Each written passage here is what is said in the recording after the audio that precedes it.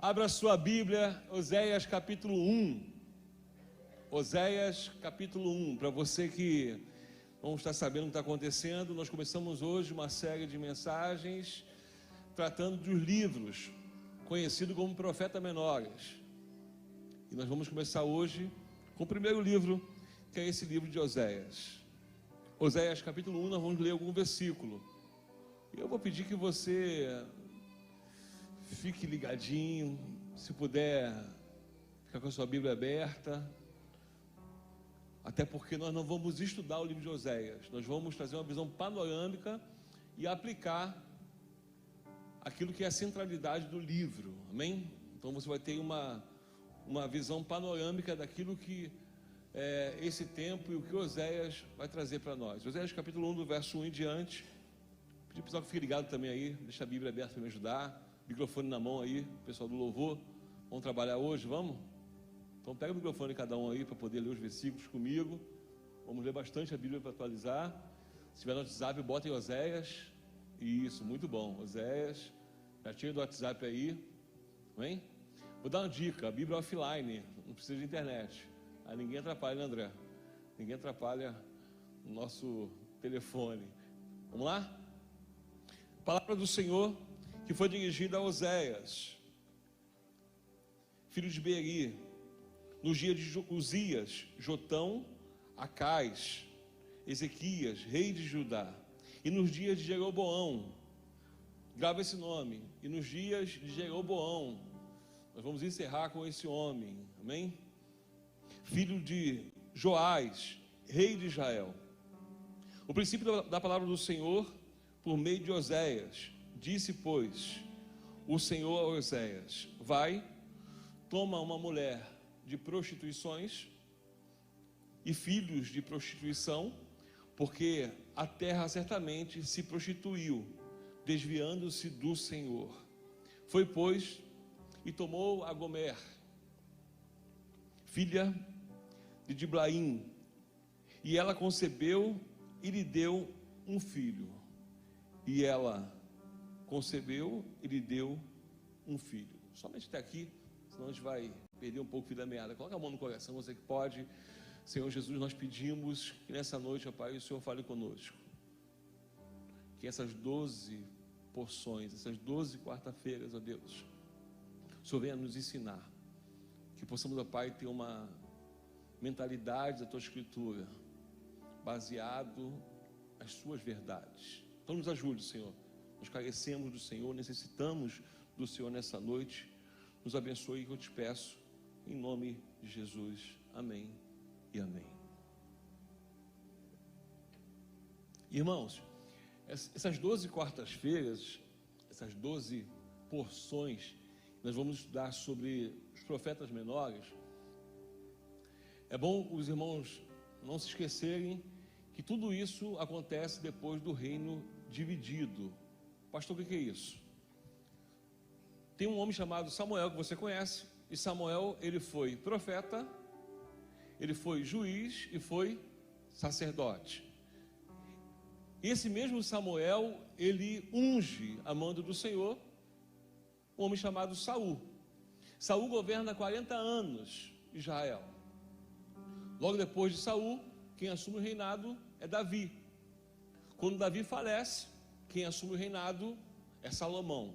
Cada um desses governa 40 anos. Depois que Salomão morre, o reino é dividido: reino do norte e reino do sul. Reino do norte, capital Samaria, no começo era Tirsa. Depois Samaria, daí começa a briga, a crise dos samaritanos e os judeus. E as outras duas tribos maiores ficaram com o reino do sul, capital Jerusalém. Quando nós começamos a pensar nesses profetas, essa é a base de tudo. Tudo se começa aqui. Não confunda, porque na Bíblia tem pelo menos mais 4 Oséias. Esse Oséias profeta é o Oséias, nós vamos ter outros Oséias, Inclusive Josué. Josué, o nome dele é Oséias. Ele foi trocado para Josué. É um dos Oséias. E tem outros Oséias que não vem ao caso, mas nós vamos ficar aqui nesse profeta chamado profeta Oséias. E quando eu falo profeta menores, também não quer dizer que sejam menos importantes, seja menos importante. Não quer dizer que seja uma profecia mais fraca. O pai da igreja, chamado Agostinho, ele fala o seguinte, embora sejam uma escrita menor, as suas profecias e as suas palavras são poderosas demais. São menores por causa da escrita. Você pega o livro de Isaías, você vai ver o livro é enorme. Você pega o livro de Obadias, você vai ver um livro bem pequeno. Então o conteúdo é menor.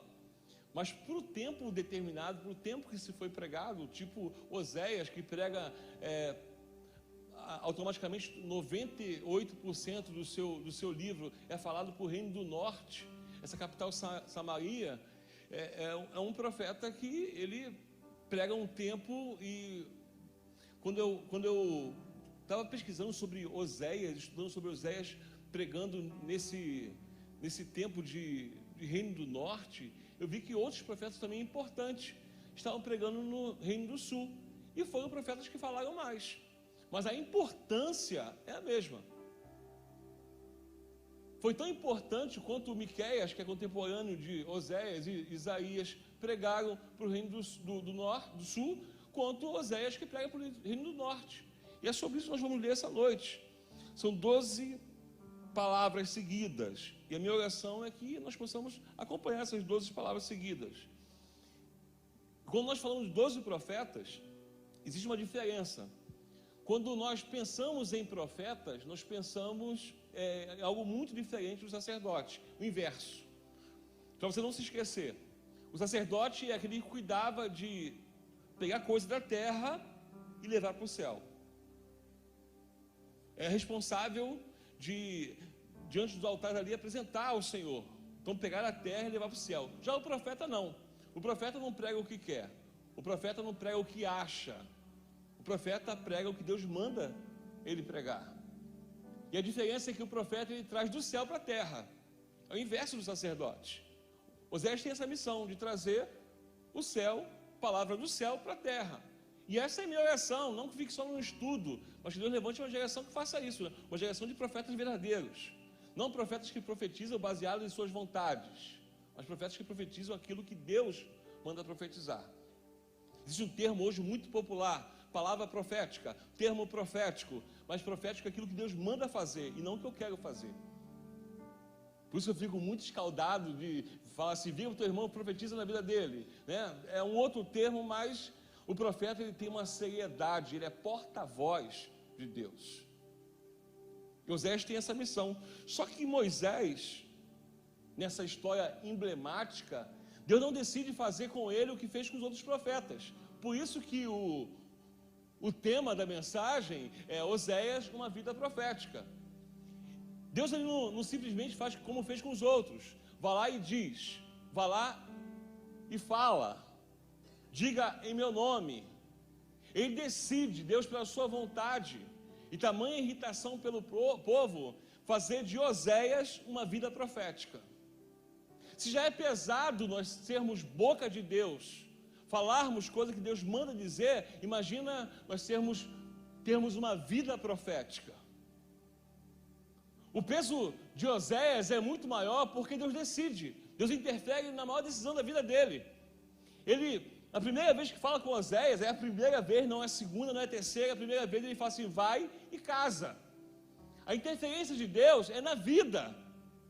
Ou seja, se você é meu profeta, Oséias, eu quero que você sinta na pele o que eu estou sentindo com esse povo. Existe uma representação do que seria esse casamento, mas a ideia é essa. A ideia central é com que Oséias sentisse na pele o que Deus sentia com Israel.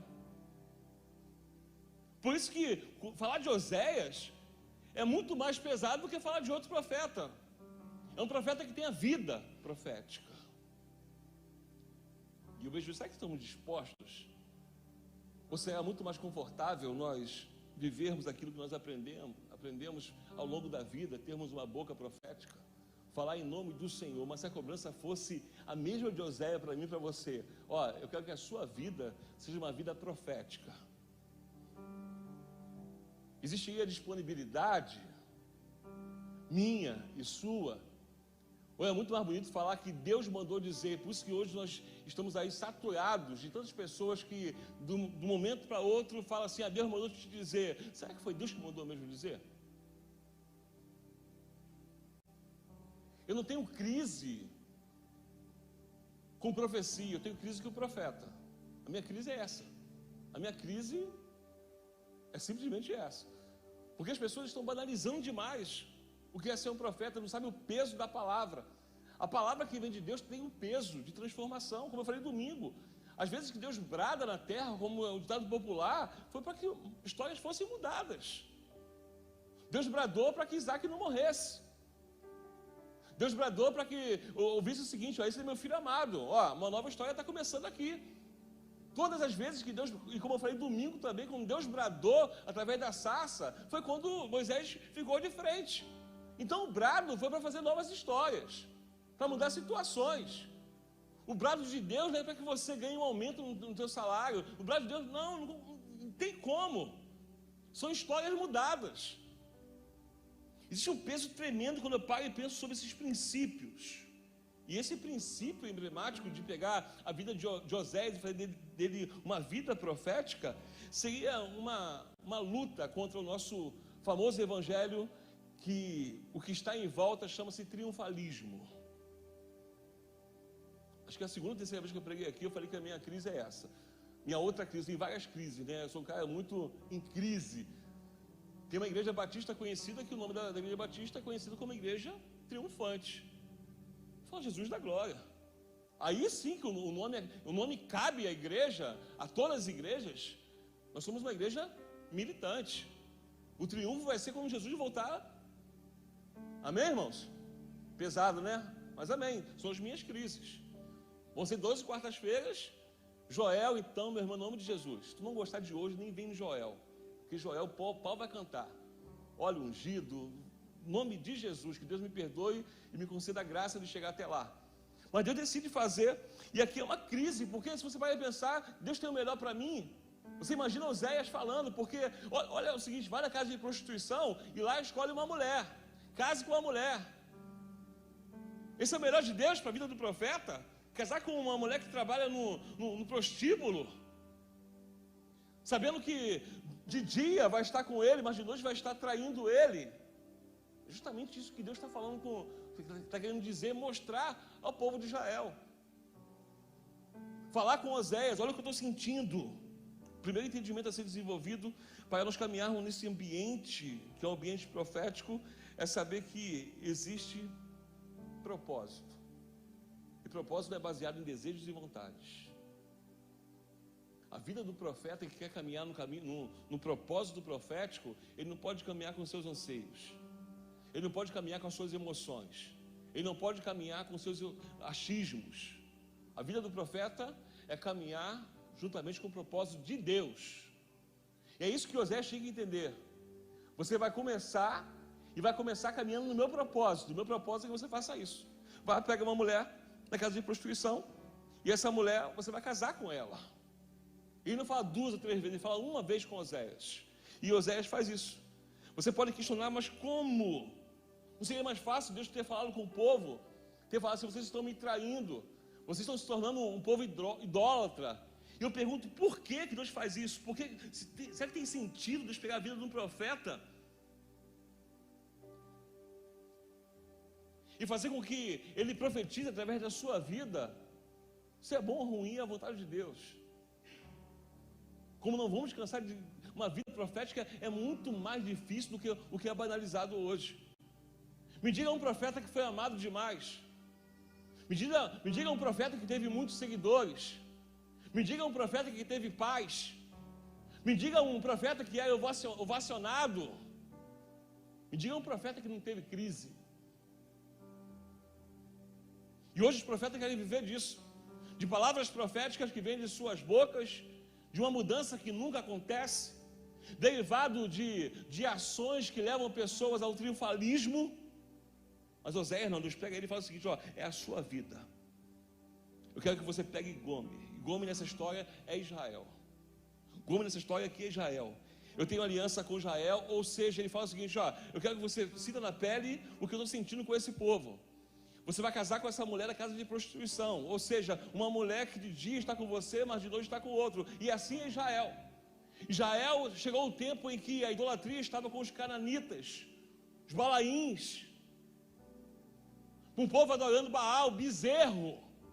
É como Deus se sentia traído.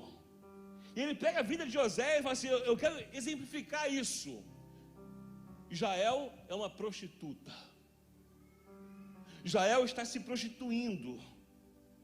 E não pior do que isso, porque é uma visão panorâmica, e não o pior é casar só com uma mulher que trabalha, uma mulher infiel. Vou botar um nome assim para não ficar muito feio, muito pesado. Uma mulher infiel. Ele fala assim, vai lá, casa e tem filhos com ela. O primeiro filho chama-se Israel, que representa, na etimologia da palavra, que Deus ia espalhar. Ele fala assim, ó, essas 10 tribos vão ser espalhadas. Ao contrário das tribos do sul, a de vocês vão ser espalhadas pelos assírios. Tem noção do que é ser espalhado pelos assírios? Dentre tantas histórias cruéis dos assírios, uma delas é que quando os assírios chegavam numa cidade para conquistar essa cidade, ele matava alguns dos principais, arrancavam a pele e pendurava na entrada da cidade. Essa é a crueldade. Por ser um povo idólatra, por ser um povo que está me trocando de noite por qualquer outro homem, vai ser um povo que vai penar na mão dos assírios. De Israel, eu vou espalhar vocês. E aí você pensa que acabou aqui? Não. Tem o segundo filho chamado Lo-Ruama. E esse Lo-Ruama, dentre algumas palavras, você vai encontrar no Google, chama-se desfavorecido. Só que a etimologia hebraica chama-se desgraçados. Eu quero falar para você que um palavrão cultural, não é. É aquele que saiu do estado da graça e entrou em desgraça, por isso é um desgraçado. É o mesmo texto lá de Apocalipse, é a mesma palavra que encontra lá em Apocalipse, quando você vai ver a história de Laodiceia. Laodiceia é uma cidade principal, uma cidade que estava ali, que a economia era muito forte, e ela ficava entre Colossos e Orápolis. De um lado vinha água quente e água fria, e Deus, ele usa essa palavra transcrevendo, dizendo o seguinte, ó, você é assim, você é morno. E aí, olha o que diz. Abra sua Bíblia, Apocalipse capítulo 3, verso 17. O mais rápido, Apocalipse capítulo 3, verso 17. Só para fazer a junção e você entender a palavra e falar, Deus chamou de desgraçado? Quem achou pode ler. Como dizes, rico sou e estou enriquecido, e de nada tenho falta. E não sabes que és um desgraçado e miserável e pobre e cego e nu. É o que Deus está dizendo, ó, você é morno. Vocês saíram do estado da graça, estão no estado de desgraça. Tudo poderia estar melhor com vocês se não fossem prostitutos, se não prostituíssem, se não me trocassem por qualquer coisa que passasse na sua frente, se as falácias não seduzissem vocês, se o dinheiro não seduzissem vocês. É o que está acontecendo aqui. Um povo que sai do estado de graça e entra no estado de desgraça. E aí vem a cobrança. Você acha que, calma aí, então, pastor, tá bom aí, tá ruim demais? Não. Tem um terceiro filho chamado Lo-Ami. E ele diz, ó, Lo-Ami, para eles entenderem que deixaram de ser o meu povo e eu deixei de ser o Deus deles. Tem noção?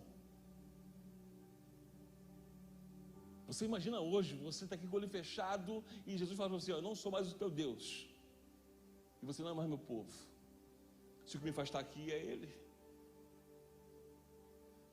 Olha o peso da responsabilidade. Ele está pegando esses 3 filhos e está falando o seguinte, ó, eu vou espalhar. Eu vou deixar vocês em um estado de desgraça. E eu não sou mais o Deus de vocês. Eu disse, eu vou espalhar vocês. Isso tudo porque Deus é zeloso demais. Isso tudo porque Deus é zeloso demais. E para nós que dizemos que Ele é o nosso Deus e o único Deus, vou falar uma coisa, não se esqueça nunca disso, com Ele não tem parcialidade. Ele não divide a glória dele com ninguém. Não tem como ter parcialidade, falar que serve a Deus e falar outras coisas que desagradam esse Deus. E por esse zelo, ele começa de alguma forma, falar para aquele povo: olha só, vocês estão vivendo uma vida parcial, eu sou o Deus dos momentos felizes, dos momentos tristes, eu sou o Deus das lutas, das perdas, das vitórias, eu sou o Deus da manhã, da tarde e da noite. Se não for isso, não tem negócio. O capítulo 1 é pesado demais. O que Oséias está exemplificando é o que Deus está sentindo. Um Deus que lá do Egito demonstra, sabe, um amor, um cuidado por aquele povo, e o povo dá as costas. Por palavras, trocando por bezerro, altares. E aí Deus, você fala assim, mas Deus é ruim demais.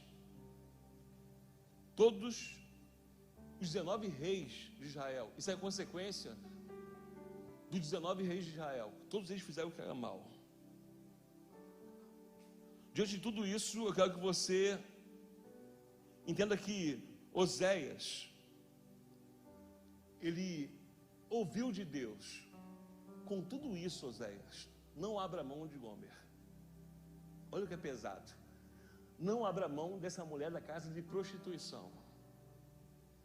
Desse mesmo parâmetro, é onde Deus fala o seguinte: ó, com tudo isso, Israel me trocando por qualquer coisa, Israel me traindo, Israel não me adorando de manhã, adorando o outro de tarde, adorando o outro de noite, aí quando lembra de mim, com tudo isso, eu não desisto de Israel. A profecia não é só para machucar, a profecia é para dizer assim: com tudo isso, como você não vai desistir dessa mulher que você pegou na casa de prostituição, eu não vou desistir do meu povo. Porque em tudo Deus tem propósito. Em tudo Deus tem um propósito. Vamos lá, Oséias capítulo 2. Vamos ler um pouquinho, do verso 12 em diante. Panorâmica, daqui a pouco a gente vai aplicar. Oséias capítulo 2, quem achou? Do verso 12 em diante. Alguém com o microfone?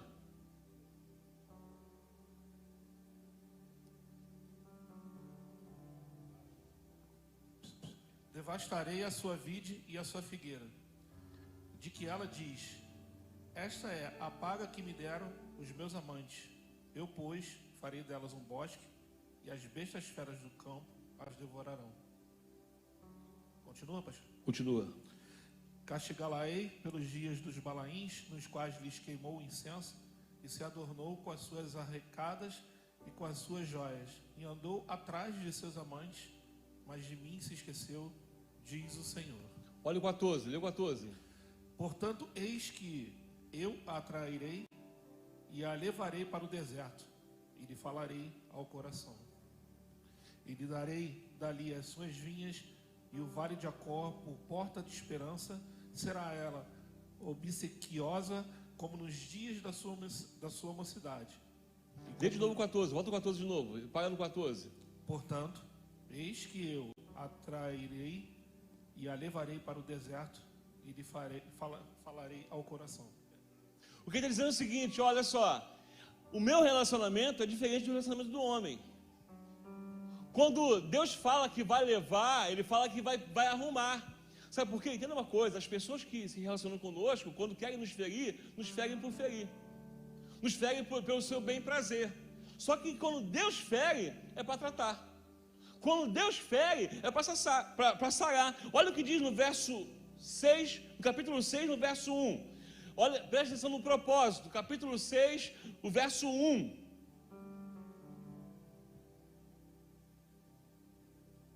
Capítulo 6, verso 1 de Oséias. Vinde e tornemos ao Senhor, porque Ele nos despedaçou e nos sarará, feriu e nos atará a ferida. Deu para entender? Quando Deus está fazendo isso, tudo tem um propósito. Não é porque Ele é ruim. Ele fala que Ele vai ferir e Ele vai sarar. Ele feriu e vai curar a ferida. Porque só assim, para o povo tomar uma tendência, aprender. Às vezes acontecem umas coisas ruins com a gente, não entendo, estou entendendo por quê. Se é Deus que permite, é só Ele que pode tratar. É isso que o povo de Israel tem que entender aqui. Quando Deus chama o povo, Ele fala assim, ó, eu vou ferir vocês, vou atrair vocês para o deserto, eu vou ferir vocês, mas é para sarar. Porque o relacionamento com Deus é totalmente diferente. Deus não fere por ferir. Deus tem o maior critério pedagógico. Ele é que ensina a melhor forma. Não tem como não aprender com Ele. Não tem como não ser curado com Ele. Mas só que tem momentos que nós estamos cegos. Israel estava cego. Estava vivendo uma outra realidade. E aí quando continua no capítulo 6, diz assim, ó, e depois de 2 dias nos dará a vida. Ó, vai trair para o deserto, vai ferir, vai sarar, e depois de 2 dias vai dar a vida. E no terceiro dia nos ressuscitará. Apontando para Efésios. Está apontando para Efésios capítulo 6, verso 2. Acho que é 6,2. Eu botei aqui, mas acho que é esse mesmo. Vem comigo aí, rapidinho. Não, é Efésios 2,4. Desculpa. 6,2 é outra coisa. Acho que é Efésios 2,4. Está apontando para lá. Olha o que ele diz. Logo em seguida, depois vai ler Efésios. Mas Deus, sendo rico em misericórdia, por causa do grande amor com que nos amou, e estando nós mortos em nossos delitos, nos deu vida juntamente com Cristo. Pela graça sois salvos. Nos vivificou juntamente com Cristo. Quando foi isso? Terceiro dia. Apontando para lá, simplesmente. Tudo isso porque envolve o quê? Oséias capítulo 13, verso 4. Todavia eu sou o Senhor teu Deus, desde a terra do Egito. Portanto, não conhecerás outro Deus além de mim. Soteriologia, o seminarista, só nele há salvação. É o que quer explicar aqui, ó. Só em mim tem salvação. Estão recorrendo a outros deuses, mas só em mim tem salvação.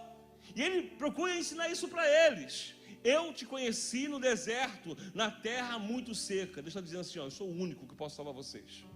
Vocês podem correr para lá, correr para cá, mas eu sou o único. Essa é a mensagem para vocês, ó, eu sou o único que posso salvar vocês. E aí, Oséias capítulo 10, verso 5, diz assim, os moradores de Samaria serão atemorizados pelo bezerro de Bet-Aven.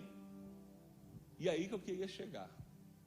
É aí que eu queria chegar, porque a introdução você entendeu. Quando você fala assim, pastor, os moradores de Samaria serão atemorizados pelo bezerro de Bet-Aven. O verso 15 explica.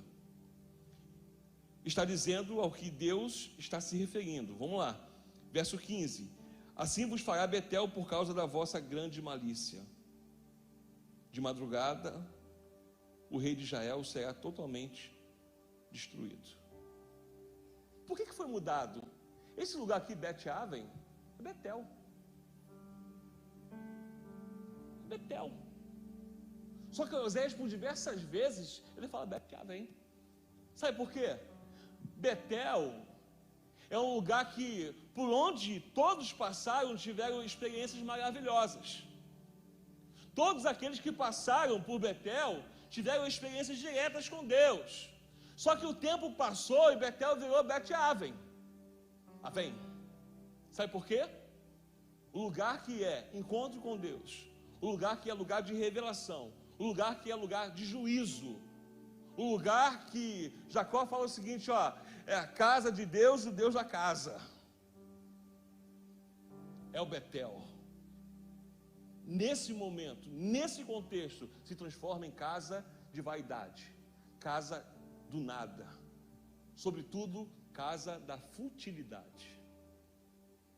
O mesmo lugar de experiências maravilhosas, agora se torna a casa de futilidade, a casa de Deus, tornou-se a casa de futilidade. Não sei se você vai trazer para o nosso 2023, mas muitas coisas estão assim. A casa de Deus se tornando casa do nada, casa da futilidade. Vamos ver algumas experiências, para não falar assim, pastor, acho que deu uma dormida aí. Gênesis capítulo 12, verso 8, vamos lá. Vamos ver o que Betel é para Abraão. Outro já, vamos lá, Gênesis capítulo 12, verso 8. E deixa em Gênesis mesmo, vamos para Gênesis. Vamos falar de Betel. E moveu-se dali para a montanha do lado oriente de Betel, e armou a sua tenda, tendo Betel ao ocidente, e Ai ao oriente, e edificou ali um altar ao Senhor, e invocou o nome do Senhor. Capítulo 13, dá um pulo, capítulo 13, verso 3 e 4.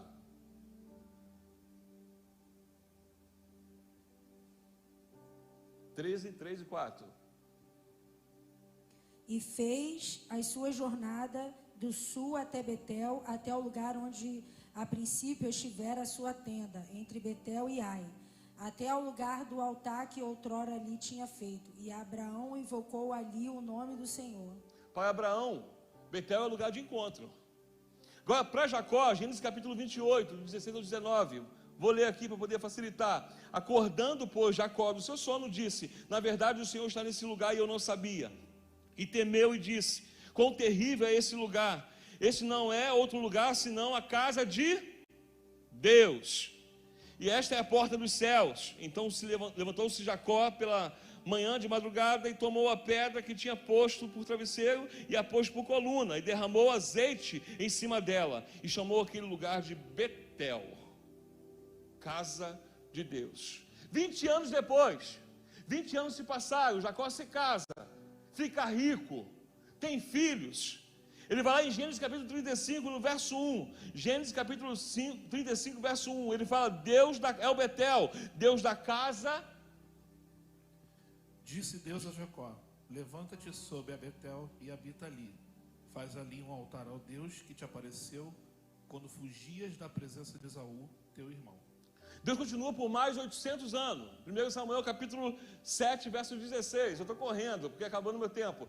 1 Samuel capítulo 7, verso 16.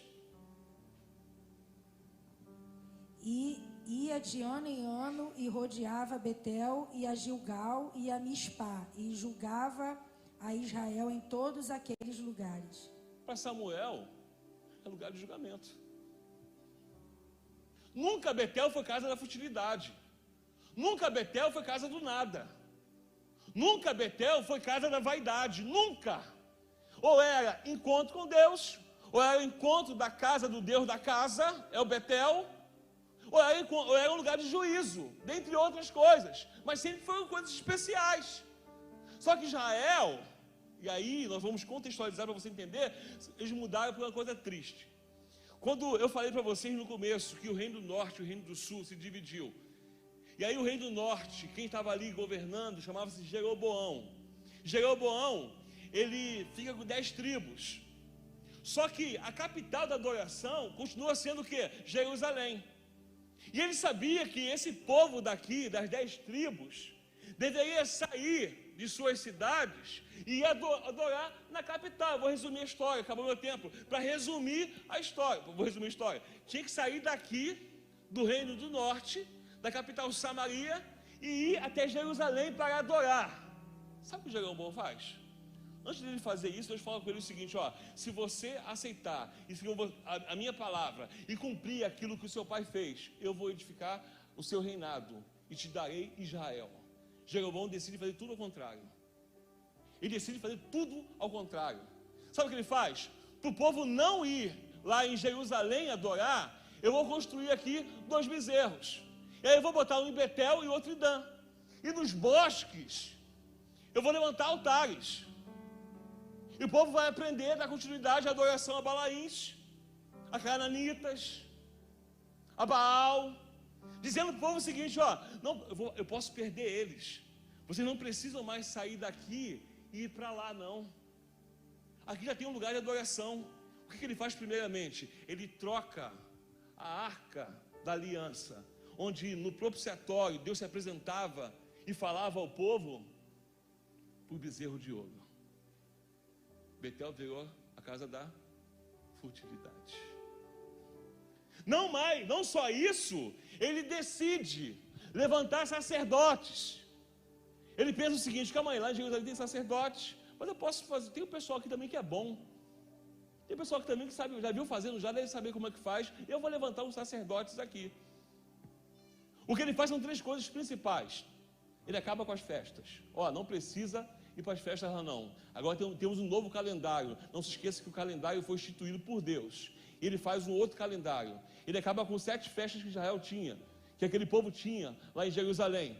Dentro dessas 7 festas, 3 principais: Pentecoste, Páscoa e Tabernáculo. Não tem mais. Aqui vai ser uma outra festa. Nós temos agora sacerdotes. Substituir a arca, o bezerro, o sacerdote de verdade, o sacerdote que eu acho que tem capacidade, e vou acabar com as festas. É isso que ele faz.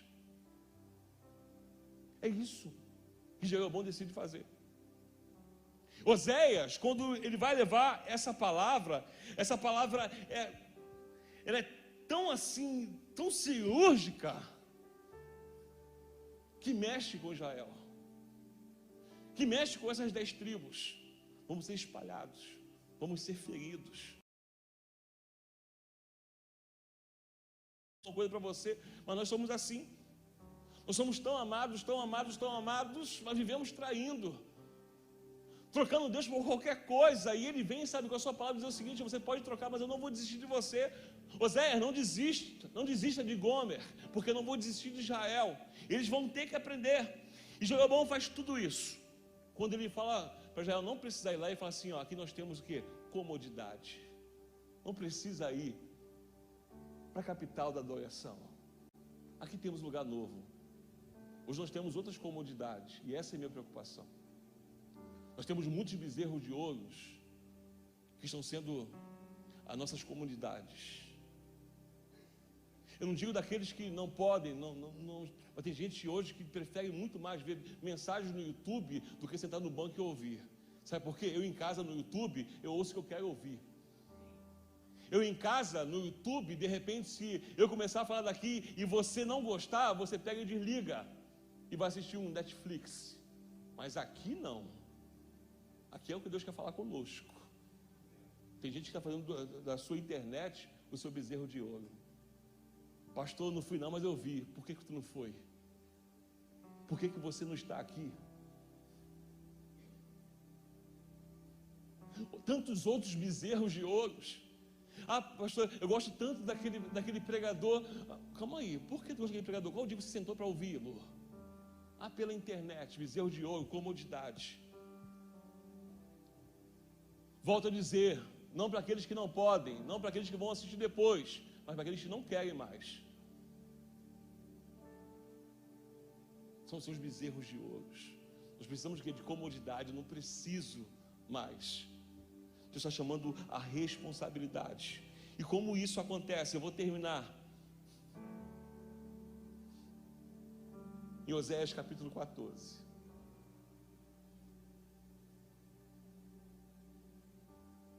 Eu queria terminar lendo esse capítulo com vocês, porque eu entendo que essas 12 porções, esse é o maior assunto que tem, né? Então nós passamos um pouquinho. Mas amanhã é feriado, amém, irmãos? Amém? Amanhã tem praia? Oh! Então você que é de manhã cedinho, 6 horas, vai 7, dorme mais uma horinha, amém? O pastor passou 10 minutos, fica triste comigo, não. Sabe que eu sou muito educado com a hora, mas pulei um monte de coisa aqui. Porque é um tempo de despertamento. É um tempo de despertamento. E não é um despertamento para a morte, é um despertamento para a purificação. É um tempo de sermos atraídos para o deserto, feridos e sarados. Como isso acontece? O verso 1 diz assim, ó: converte-te, ó Israel, ao Senhor teu Deus, porque pelos teus pecados tens caído. Tomai convosco palavras e convertei-vos ao Senhor. Dizei-lhe: tira toda iniquidade e aceita o que é bom. E ofereceremos como novilhos os sacrifícios dos nossos lábios. Não nos salvará a Assíria. Não iremos montados em cavalos, e a obra das nossas mãos já não diremos mais. Tu és o nosso Deus, porque por ti o órfão alcançará a misericórdia. Eu sararei a sua fidelidade. Eu voluntariamente os amarei. Olha Deus falando com esse povo que trai, um povo que troca, um povo que é difícil de aprender. Olha o que Deus fala: através de Oséias. Eu voluntariamente os amarei, porque a minha ira se apartou deles. Eu serei para Israel como orvalho, ele florescerá como o lírio e lançará as suas raízes como o Líbano.